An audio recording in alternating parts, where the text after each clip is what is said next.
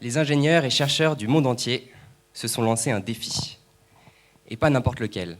Probablement l'un des derniers grands défis technologiques. Et à y regarder de plus près, c'est même un défi lancé à l'humanité tout entière. Quel est-il ? Créer et mettre au point, dans tous les domaines, des intelligences artificielles aux facultés supérieures aux nôtres. Et le moins qu'on puisse dire, c'est qu'ils font du bon boulot. Pas une semaine ne passe sans qu'une nouvelle activité humaine ne soit automatisée. On pense immédiatement aux exemples les plus médiatisés, au Go, au poker, à la conduite, à l'analyse d'images médicales. Et des progrès très importants sont réalisés en matière de compréhension de texte, de sorte que même l'art du débat est au programme. Là où vous avez de la donnée, vous avez de la place pour l'intelligence artificielle. De sorte que, d'une certaine manière, la partie la plus importante en matière d'intelligence artificielle revient aussi à s'intéresser à la question judiciaire. Puisque, comme le dit la CNIL, là où vous avez des algorithmes, mais qui n'ont pas de données, ces algorithmes sont aveugles. Là où vous avez de la donnée sans algorithme, les données sont muettes. Si vous avez les deux, vous avez de quoi constituer une IA. Et l'activité judiciaire, la justice, n'échappe pas à ces technologies d'intelligence artificielle. Tous les acteurs du procès sont touchés, du juge au parti, des magistrats au procureur, en passant, bien sûr, par la police. Toutes les phases du procès sont également touchées. Et ce que je vous propose, c'est d'explorer ensemble un procès sous intelligence artificielle. Imaginez la scène.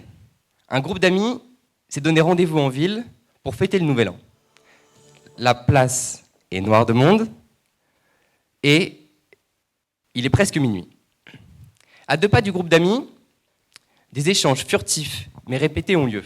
Probablement un trafic de stupéfiants. Un individu manifestement intéressé s'approche et très vite, le ton monte, des insultes fusent, une bagarre éclate. Sous le coup de l'alcool et dans la confusion, des coups sont portés.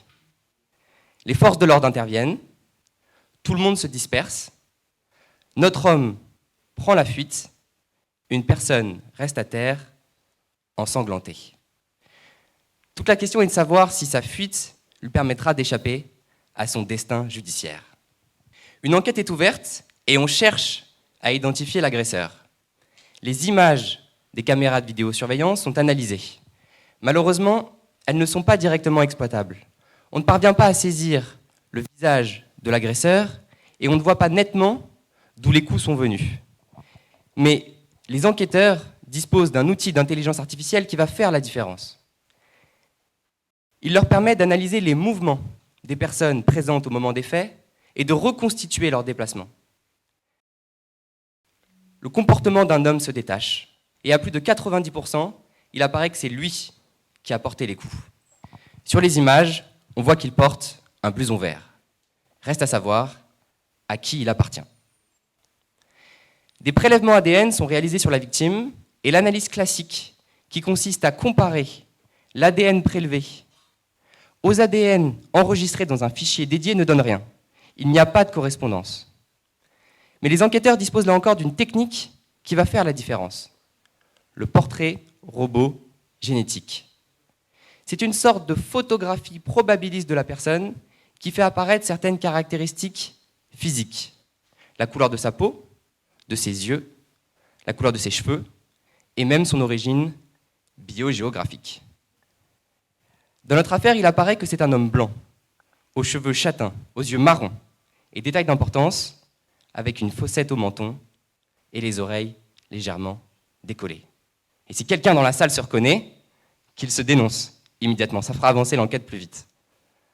Des témoins sont entendus, les résultats sont recoupés, et on parvient à identifier un suspect.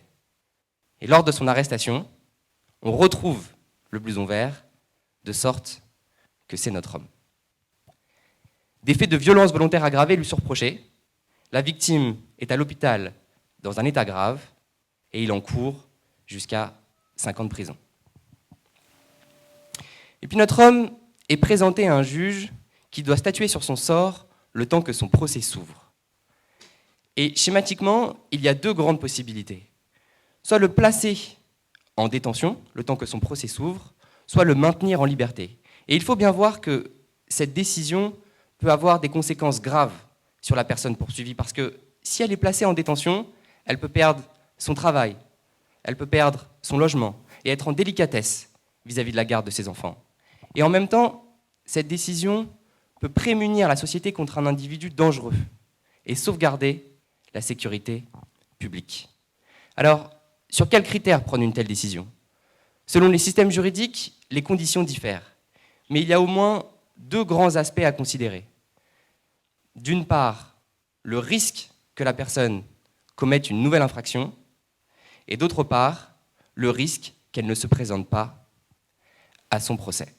Et les juges peuvent utiliser des outils d'intelligence artificielle pour venir adresser ce risque, pour venir prédire le comportement de la personne poursuivie. Et selon les algorithmes utilisés, un certain nombre de facteurs peuvent être mobilisés. L'âge de la personne, son sexe, son lieu d'habitation, ses relations, son casier judiciaire, son environnement familial plus ou moins stable, savoir si elle a un emploi ou non. Et dans notre affaire, il apparaît que notre homme est encore étudiant. Il va peu à la fac et ses résultats sont mauvais. Il a une petite amie, mais rien de sérieux. Il vient d'une famille modeste et il vit dans un quartier où la petite délinquance est importante. Au lycée, il a été exclu quelques jours après des faits de bagarre.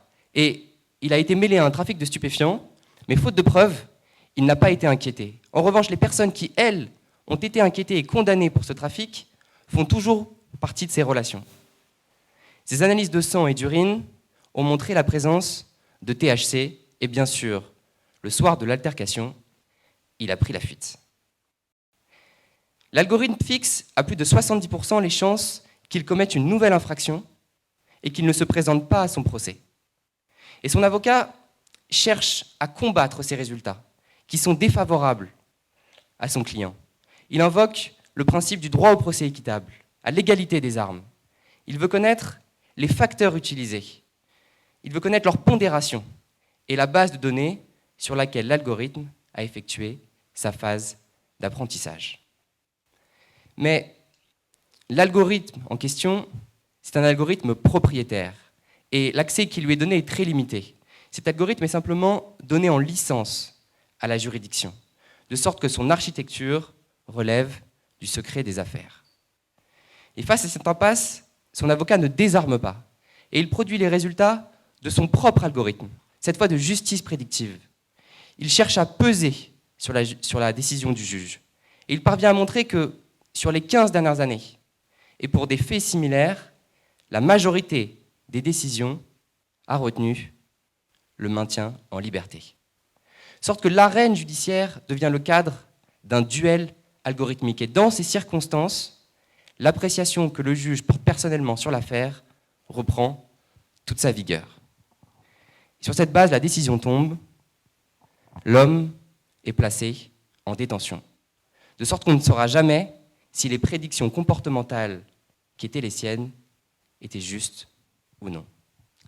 Après quelques mois, son procès s'ouvre et les débats se concentrent sur la peine, qui doit être juste, car il faut bien sûr le sanctionner pour les faits qui lui sont reprochés, mais en même temps, il faut créer les conditions de sa réinsertion sociale.